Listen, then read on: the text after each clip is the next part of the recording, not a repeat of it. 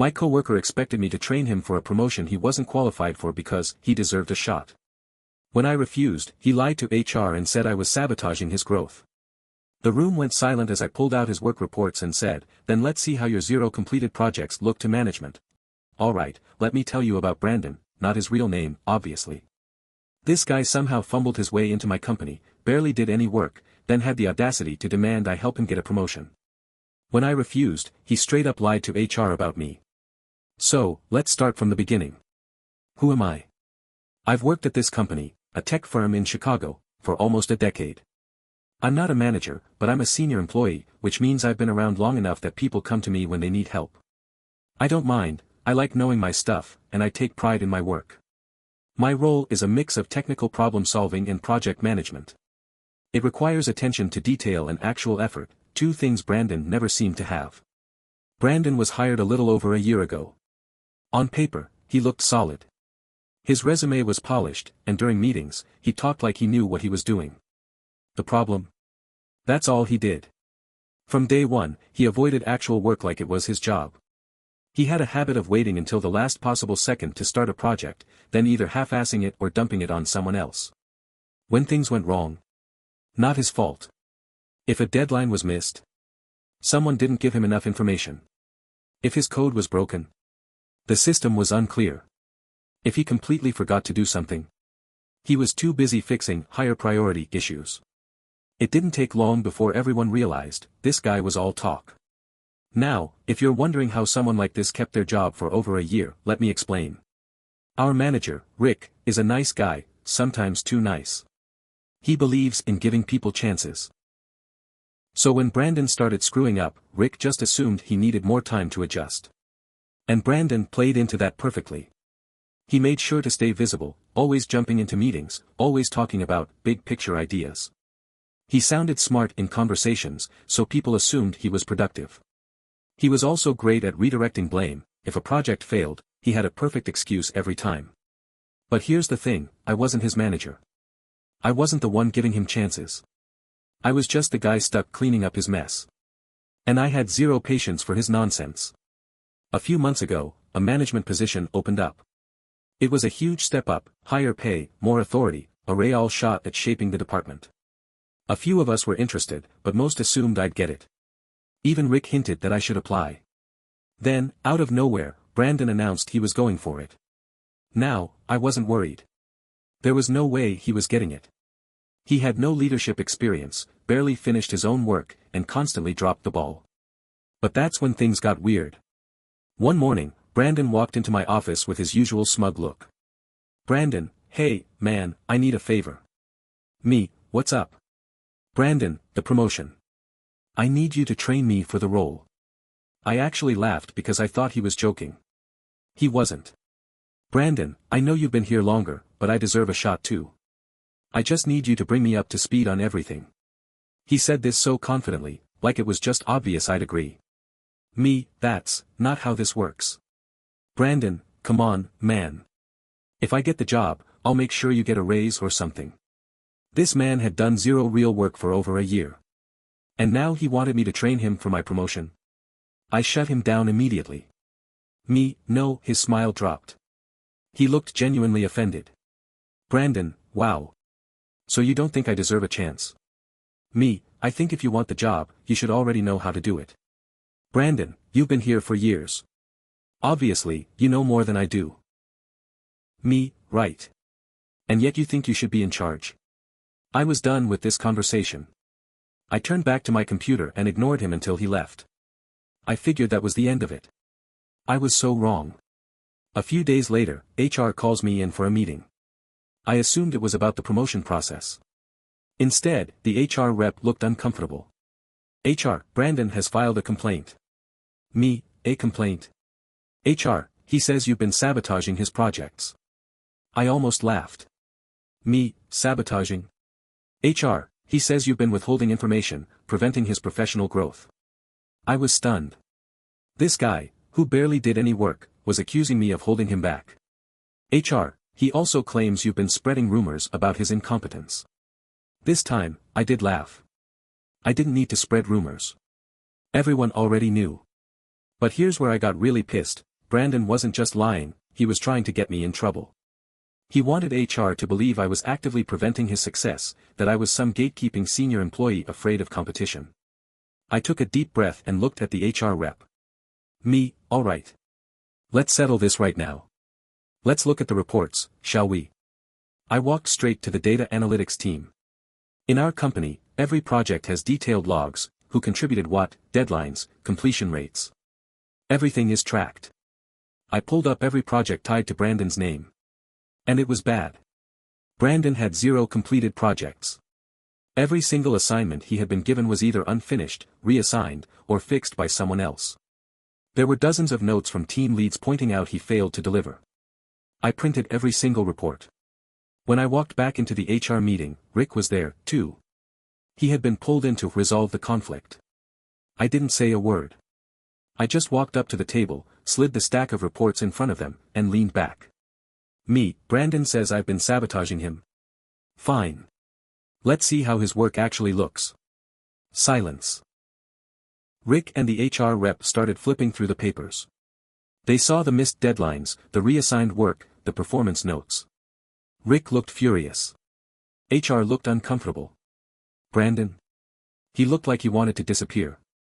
Rick, Brandon, do you have anything to say? Brandon stammered, trying to spin it. He said he wasn't given proper guidance, that the expectations were unrealistic. Rick shut that down immediately. Rick, unrealistic. You had fewer projects than anyone else on the team.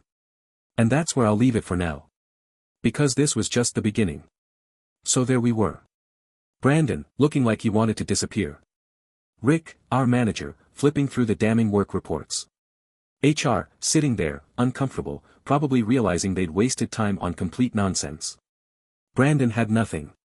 0 completed projects, dozens of missed deadlines, multiple instances where someone else had to clean up his mess. Rick, unrealistic expectations. You had fewer projects than anyone else on the team. At that moment, I thought it was over. I thought Brandon would stammer out some weak excuse, HR would see through him, and this whole thing would end. I underestimated him. Brandon didn't just back down. He doubled down. He leaned forward, looking at HR like he had just remembered something crucial. Brandon, actually, this is exactly what I'm talking about. Rick and I exchanged a look. Brandon, look at this. He has all these reports ready, like he knew I'd be accused. He's been keeping track of me. That's targeted harassment, right? HR shifted uncomfortably. Oh, he was smart. Instead of defending himself, he was flipping it, trying to make it look like I had some vendetta against him, like I was secretly collecting evidence against him just to ruin his career. I stayed quiet. I wasn't going to argue with stupidity. Rick, however, was done. Rick, Brandon. This is company data. It's not a personal folder of complaints. It's literally the project management system. Brandon's face twitched. Brandon, okay, but isn't it weird that he went out of his way to print this stuff? Who even does that? I folded my arms. Me, people who get falsely accused of sabotage. HR sighed. HR, all right. I think we need to take a step back.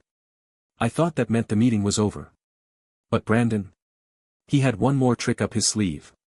The next morning, I walked into the office, grabbed my coffee, sat down at my desk, then got another email from HR. Subject, follow-up needed, workplace concerns. I just stared at it. No way. No way. I went down to HR immediately. The same rep from yesterday greeted me with a very awkward smile. HR, thanks for coming in. We received an anonymous complaint this morning. I raised an eyebrow. Me, let me guess. About me? She nodded. HR, it claims you've created a hostile work environment. That you undermine new employees and spread negativity. I exhaled. Me, Brandon. HR wouldn't confirm it, but we both knew. This absolute snake had lost his argument yesterday, so now he was trying to poison the well. If he couldn't get me fired for sabotage, he'd try to paint me as a toxic employee. HR assured me they weren't making any decisions yet, but now they had to follow protocol. That meant interviewing other employees. Which, honestly, fine. Because I had plenty of people who had watched Brandon flounder for months. By lunch, word had spread. People started asking me, what the hell is going on, because HR was pulling in multiple employees for anonymous complaint interviews. And let me tell you, my coworkers. Not amused. A few of them had personally dealt with Brandon's incompetence. And now he was trying to play the victim. One of my coworkers, Mike, pulled me aside. Mike, dude. HR just asked me if you create an uncomfortable work environment. I laughed. Me, did they ask about Brandon? Mike, they tried to be vague, but come on. We all know it's him.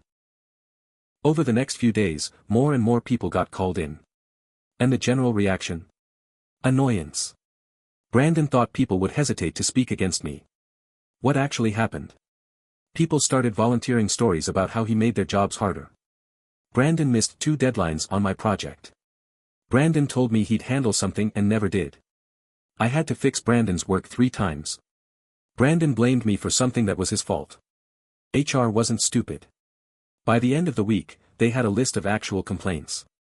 And none of them were about me. But Brandon still wasn't done. One morning, I walked into the office and noticed something off. Brandon's desk. Empty. No computer. No coffee mug. Nothing. I sat down, opened my email, and saw an all-staff message from HR.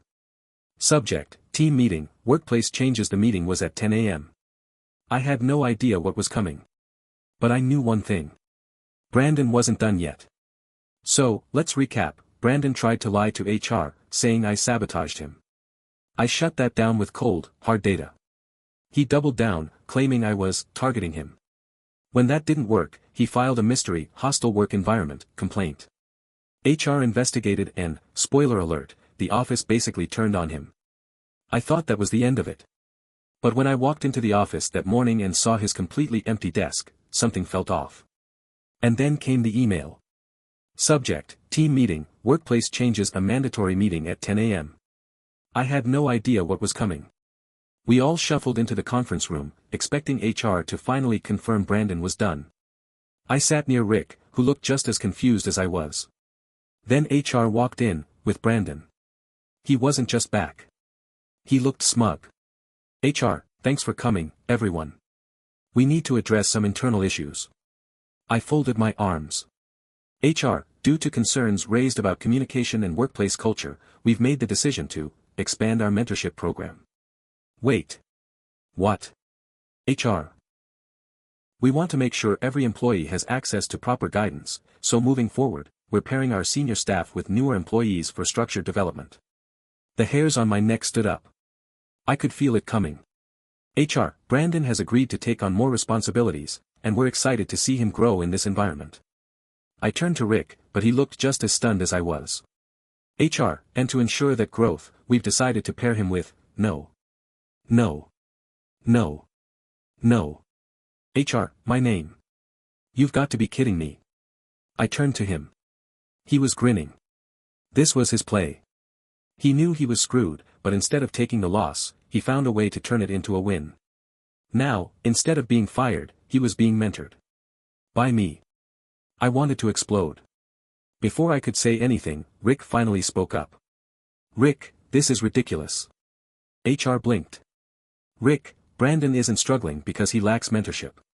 He's struggling because he doesn't do his job. Brandon's smirk faltered.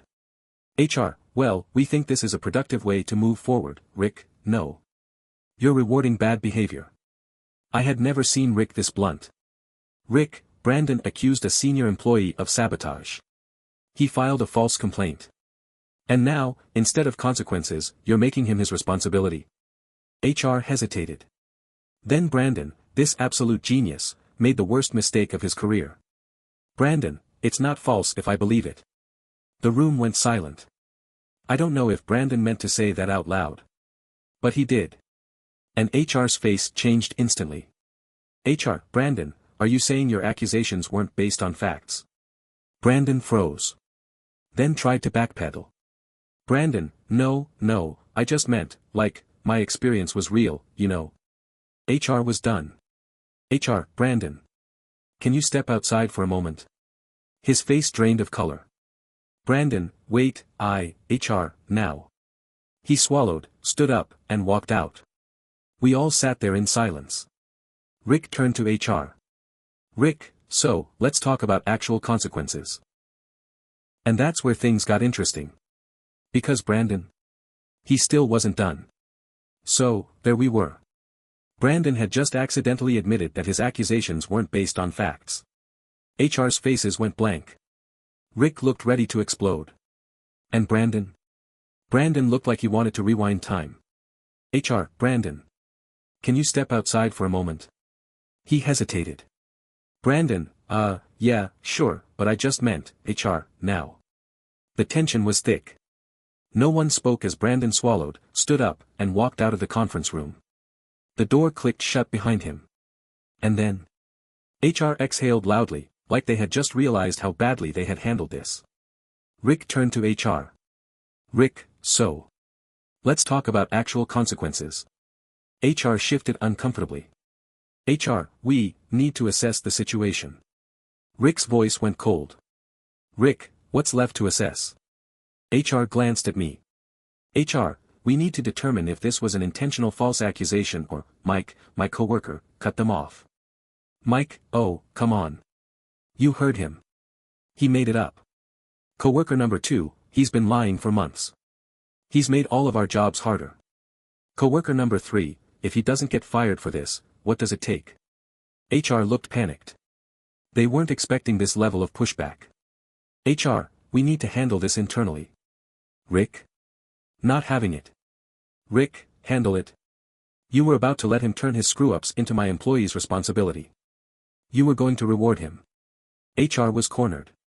HR, we understand your frustration, but let's not rush into, and then the door swung open. Brandon stormed back in. His face was red, his hands clenched into fists. Brandon, this is insane. You're all ganging up on me. HR blinked. HR, Brandon, no. You're all acting like I'm the problem, but guess what? I'm not the only one who wanted my name gone. I froze. Me, what? Brandon turned to me, chest heaving. Brandon, you think I did this alone? You think I made this complaint by myself? My stomach dropped. HR leaned forward. HR, Brandon. Are you saying someone else was involved? Brandon grinned. Brandon, you all want the truth. Fine. He turned to Rick, who, by the way, looked like he was seconds away from firing him on the spot. Brandon, I wasn't the only one who thought my name was a problem. Someone else wanted him out, they just didn't have the guts to say it themselves. I felt a chill crawl up my spine. Me, who? Brandon let the silence stretch out, enjoying the moment. Then, finally, he dropped the bomb. Brandon, HR. The room went dead silent. HR. Absolutely frozen. Rick narrowed his eyes. Rick, explain. Brandon smirked, like he finally had some power back. Brandon, I didn't pull that hostile work environment complaint out of nowhere. HR helped me write it. I felt like I'd been punched in the gut.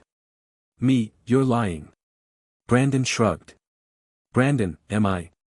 Rick turned slowly to HR. Rick, is this true? HR didn't answer. Rick, is this true? HR's face was pale. And that's when I knew. They had tried to push me out. Brandon wasn't smart enough to pull this off alone.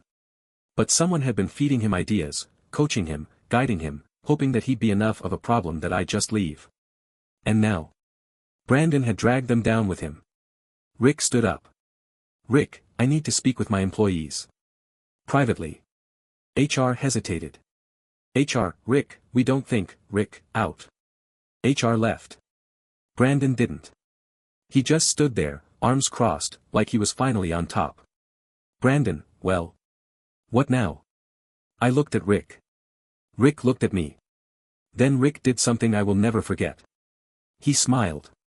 Rick, pack your stuff, Brandon. Brandon's face fell. Brandon, wait, what? Rick, you're fired. Brandon laughed, actually laughed. Brandon, you can't fire me. HR won't let you, Rick, HR works for me. You just admitted they were involved in something unethical. You think they're going to fight me on this? Brandon panicked. Brandon, wait, can't we just talk about this? Rick, we did talk. You lied. You manipulated people. You tried to get someone fired for doing their job. Rick, get out. Brandon refused to go quietly. He yelled. He threatened lawsuits. He even tried to blame HR again, saying they had misled him and that he was a victim, too. Rick didn't care. Security escorted him out. By the end of the day, he was completely erased from our system, his login revoked, his email shut down. And HR? Well, let's just say Rick didn't let that go. A month later, 2 HR employees, including the one who had backed Brandon, quietly resigned. No official statements. No emails. Just, gone. I wish I could say I walked away from this feeling victorious. But honestly, it just left me tired. I had spent months dealing with Brandon's nonsense. And now that it was over, all I felt was relief. Mike, you should have let him stay. Watching him fail would have been hilarious. Maybe. But honestly, I'd rather have peace.